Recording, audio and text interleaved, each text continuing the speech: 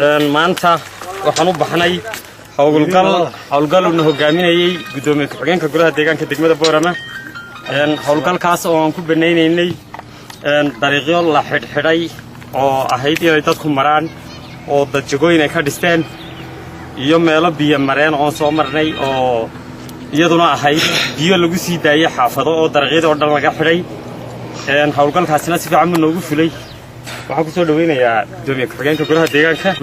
saaka subax hawlgal bay ahayd saaka waxaan u soo baxnay dhowr goobood oo ay ka mid tahay tanaan joognaa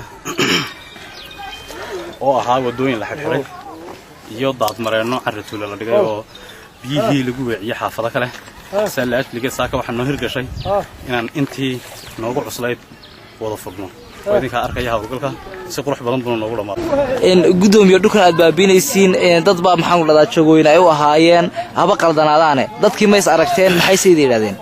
dadkan 3 jeer 4 jeer baan u yeernay way noo yimo waayeen sharci ma laha waa wadooyin waxaan ku nidhi fura amarkiina way qaadan waayeen salaasligeed gacmahaygan ku fulinaa markii waxaynayeen miyay dawladda hooseen waqtigaas ayna arag ma habeen badhiseen oo habeen baa la wada siisay habeen baa la wada siisay dhulkan aad arkayso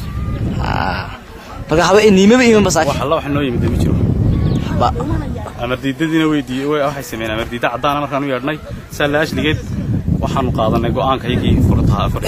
maxaad baa qudiraysiin maxaan dhadaa dadka caynkaasi oo kala waxaan baa qudiraynaa bulshada noocan oo kale inay ka waantoobaan wadooyinkaas qaadicu dariiq lama noqdo qaadicu dariiqnimadaas ka ilaalinayaan